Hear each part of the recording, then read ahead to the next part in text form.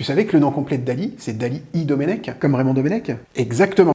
Et je suis sûr que tu as encore plein d'autres choses à apprendre sur l'incroyable histoire de Salvador Dali. Allez, installe-toi confortablement, prends un petit café et bienvenue dans ce premier numéro de La Poule aux œufs d'art.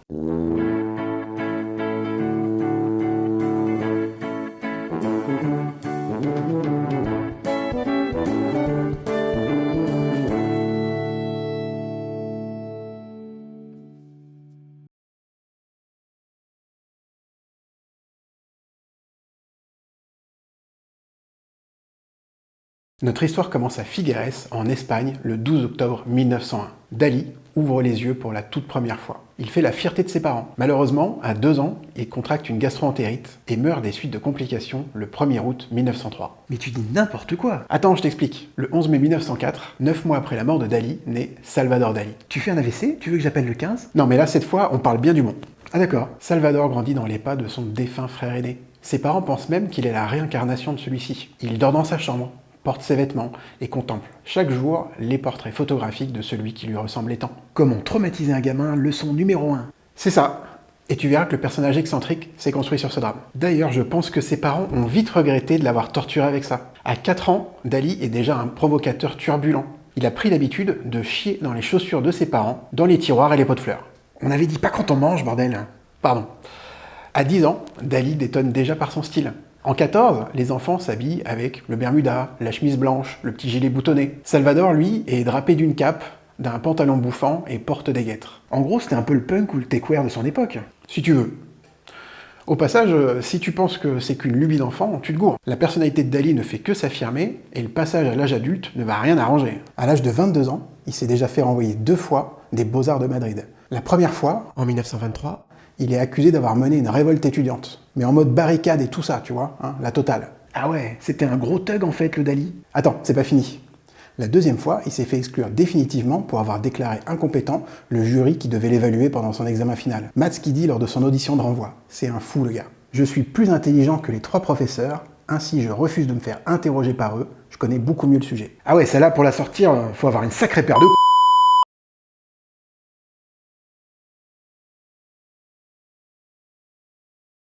Son renvoi l'empêche pas de rencontrer le succès. À 23 ans, il réalise sa 2e exposition individuelle à Barcelone et on commence déjà à ressentir les prémices du surréalisme. Faut dire que Dali a découvert pendant ses études les travaux de Sigmund Freud. Je crois qu'on dit Fred. Marqué à vie par son livre L'interprétation des rêves, c'est maintenant dans son subconscient qu'il va puiser son inspiration. 1929, retiens bien cette date. Pourquoi? C'est ton copine? Non, c'est une date charnière dans la création du personnage Dali. En visite à Paris chez Juan Miró, un autre illustre inconnu, il est intronisé dans le mouvement surréaliste, dirigé par André Breton. Il y rencontre Paul Éluard, de son vrai nom Eugène Grindel, et son épouse Gala. Celle qui chantait Freed from Desire? Tu veux bien arrêter de m'interrompre toutes les 30 secondes?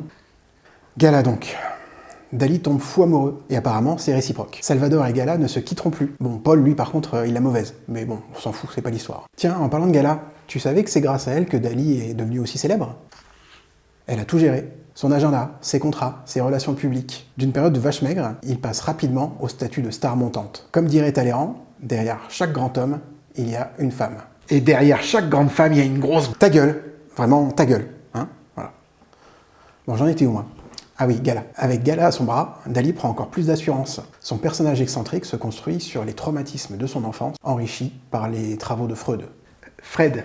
La provocation devient de plus en plus sa marque de fabrique. Le parangon de sa provocation s'illustre par ses idéologies politiques. D'abord anarchiste dans ses jeunes années, Dali devient anticommuniste, ce qui déplaît fortement à ses amis du mouvement surréaliste. En effet, la plupart sont quasiment tous de fervents socialistes. Il développe même dans les années 30 une étrange fascination pour Hitler. Dali nazi, Dali nazi.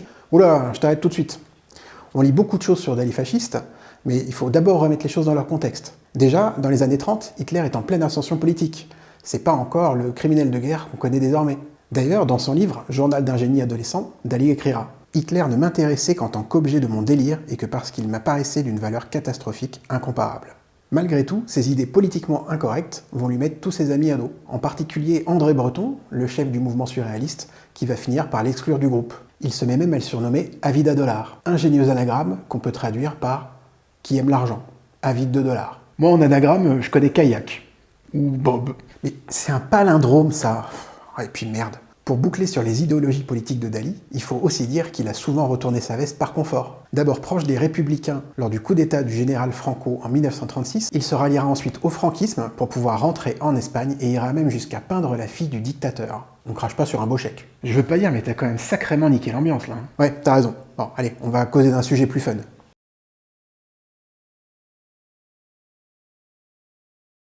Tu savais que Dali organisait des soirées libertines à New York, puis à Paris après la guerre? Comme Patrick Sébastien? Ouais, si on veut. Donc Dali, pour remettre un petit peu les choses en contexte, a toujours assumé son impuissance. Il avait en prime une phobie des maladies vénériennes et fuyait donc les femmes comme la peste, sauf pour les peindre ou les reluquer à bonne distance. Par contre, il adorait mater. Et Gala, elle avait des besoins. Et apparemment, elle avait des besoins fréquents et nombreux, si tu vois ce que je veux dire. Du coup, grâce à son officier du cul, Jean-Claude Dubarry, oui, le titre du poste est excellent, Dali organisait des soirées à la Jackie et Michel. C'est quel code Rome, ça, chez Pôle emploi, officier du cul? Ces invités s'adonnent donc au clédalisme, une pratique sexuelle dérivée de Solange de Cléda, l'héroïne de son unique roman érotique, Le visage caché. En gros, le clédalisme, ça consiste à assouvir les désirs sexuels du maître qui participent plus psychologiquement que physiquement. Un mélange de rapports dominant-dominé mêlé au voyeurisme. Ça te plaît, hein? Je savais que j'aurais dû garder les soirées libertines pour la fin. Bah non, chronologiquement, ça aurait fait bizarre. Tiens, Dali est mort, mais tu savais qu'il faisait des partous? T'as pas tort pour une fois. Bon, de toute manière, j'ai quand même gardé le meilleur pour la fin, tu verras. Donc notre Dali, entre deux séances sur YouPorn, il bossait un petit peu quand même, hein. Il bossait même beaucoup, on dit que c'était un travailleur acharné. Tant et si bien qu'il en est venu à réaliser les décors du film Spellbound de Alfred Hitchcock, en français La maison du docteur Edwards. Ah ouais, en VF, c'est tout pourri. Hein. Je te spoil pas le film, t'iras le mater après la fin de mon récit. C'est d'ailleurs pas la seule contribution au théâtre et au cinéma de Dali. Il y en a eu beaucoup d'autres, comme par exemple sa participation dans Dune de Alejandro Jodorowsky, un film inachevé qui regroupait pas mal des génies de son époque. Ouais. Non mais attends, je te lâche quelques noms, ça va te faire saliver direct. Storyboard de Jean Giraud, alias Mobius. Des illustrateurs comme Jigger, Chris Foss, Richard Corben, musique de Pink Floyd, en acteurs David Carradine, Orson Welles, Mick Jagger, Alain Delon, Charlotte Rampling et Dali, dans le rôle de l'empereur. Il sera d'ailleurs l'acteur le mieux payé de l'histoire de cinéma, avec un cachet de 100 000 $ à la minute. Bon, je te rassure, hein, il apparaît genre 5 minutes dans le film. Étonnamment, le storyboard va circuler à Hollywood et on verra débarquer des petits films comme Star Wars ou Dune de David Lynch.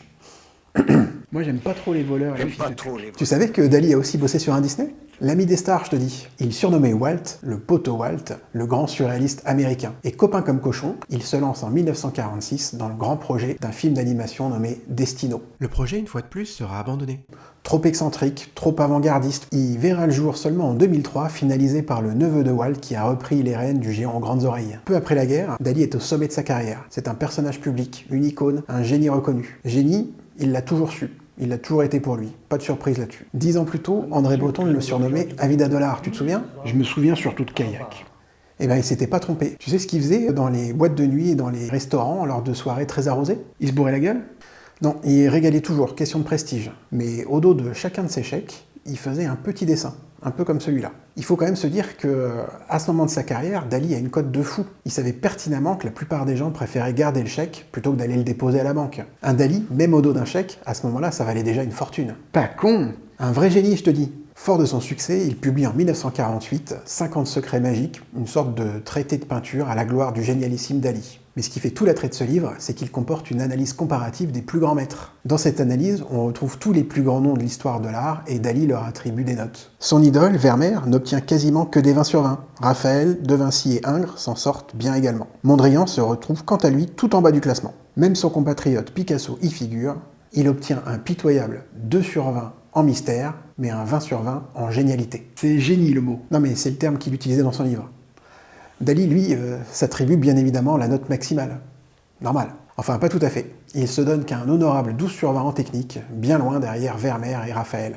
Je pense que tu l'as compris maintenant. Dali s'est construit un véritable personnage public extravagant, ayant bien compris que plus que le talent, ce qui compte, c'est de faire le pitre et de provoquer. Comme il le dit lui-même, offrir le bon miel à la bonne bouche et au bon moment. Et pour qu'on parle de lui, il multiplie les mises en scène loufoques. Il débarque à la Sorbonne pour donner une conférence sur sa méthode paranoïaque critique. Il débarque en Rolls-Royce et dans sa Rolls l'accompagne 1000 choux-fleurs. D'après lui, tout tire son origine de la dentelière de Vermeer et tout finit par le chou-fleur. J'ai pas compris le délire. Là. Ouais, t'inquiète, j'ai pas compris non plus. En 1958, il défile même à la foire de Paris avec une baguette de 12 mètres de long. 12 mètres de long!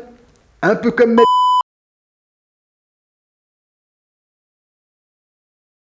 Les années 60 marquent un peu le début des dérives. D'ailleurs, ça met en rang Gala, qui se réfugie dans son château en Espagne, le fameux, et qui n'autorise Dali à la voir que quand elle le décide. Elle qui gérait tout, ça met un petit peu le bazar dans les affaires de Dali. Dali se met à oublier de payer ses secrétaires.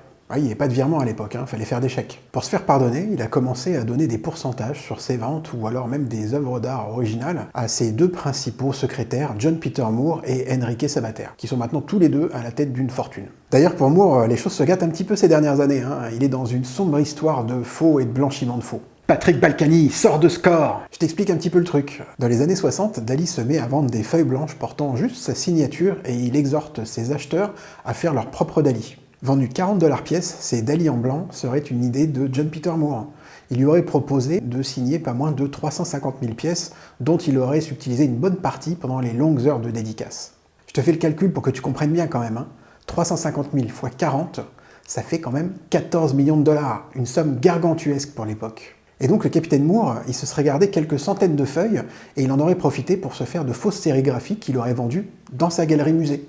Ah le bâtard! Les experts estiment que plus de 90% des Dali post-1964 sont des faux. Impressionnant. Et pendant ce temps-là, sans s'amuse à viser, Salvador se balade dans la rue ou dans le métro avec son tamanoir. Il a la phobie des fourmis.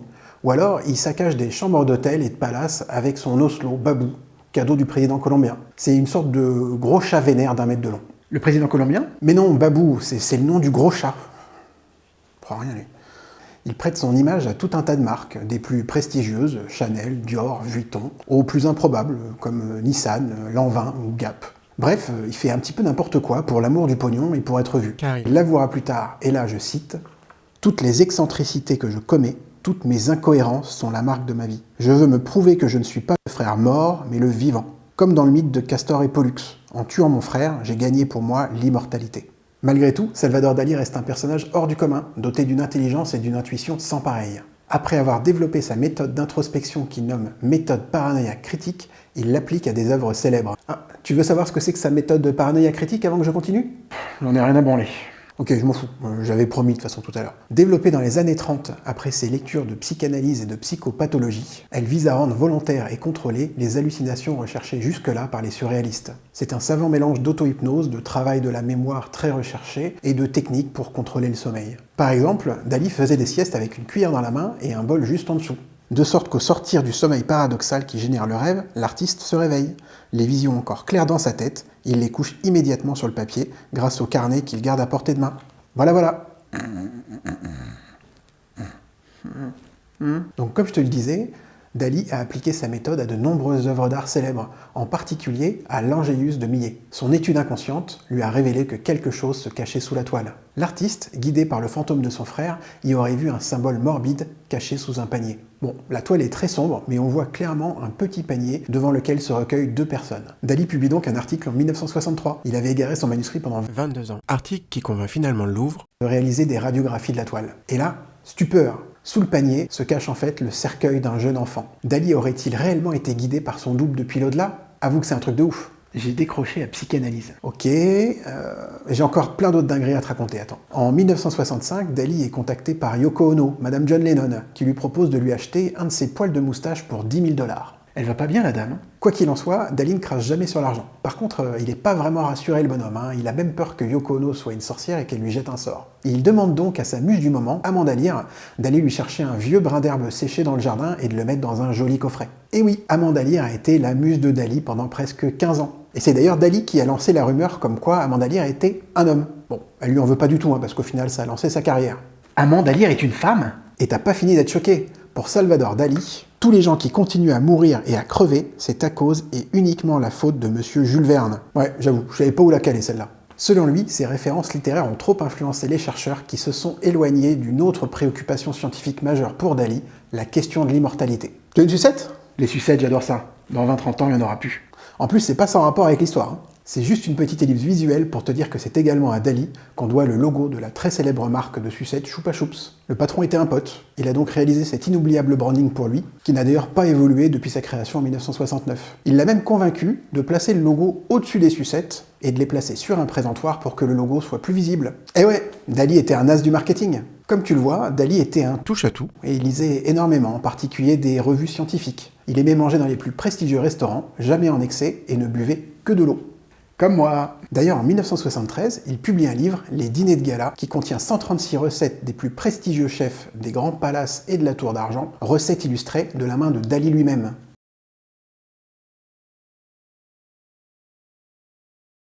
Mais tout s'effondre en 1982. Gala rend son dernier souffle, et c'est tout le monde de Dali qui s'écroule. Je te rappelle que Salvador et Gala, c'est une histoire d'amour qui dure depuis 1929. 53 ans d'amour. Dali disait « J'astiquais Gala pour la faire briller, la rendant la plus heureuse possible, la soignant mieux encore que moi-même, car sans elle, tout était fini. » C'est dégueulasse. Ou encore « Je l'aime plus que ma mère, plus que mon père, plus que Picasso, et même plus que l'argent. » C'est dire si Dali aimait Gala. Dévasté par le chagrin, il enfreint la loi espagnole pour ramener la dépouille sans vie de sa bien-aimée à leur domicile. Déjà affaibli par la maladie, Dali se cloître dans le château de Pubol, la magnifique demeure qu'il avait offert à Gala comme preuve de son amour. Reclus, diminué, il passe ses journées alité à harceler ses domestiques à l'aide d'une sonnette électrique. Le 30 août 1984, un court-circuit sur la fameuse sonnette électrique manque de détruire le château. L'artiste n'en ressortira pas indemne, avec presque 20% du corps brûlé. À partir de là, plus personne ne peut lui rendre visite. Dali décède le 25 janvier 1989 des suites d'un malaise cardiaque. Show must go on.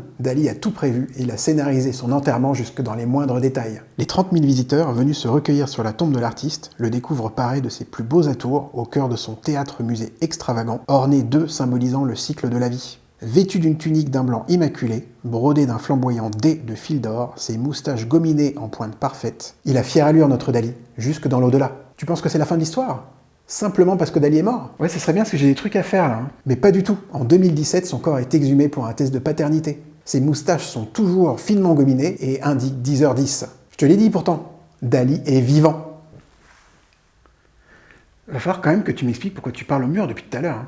Alors, t'as aimé cette histoire ? Si ça t'a plu, n'hésite pas à mettre un pouce, un commentaire et à t'abonner à la chaîne. Et on se retrouve pour le prochain numéro.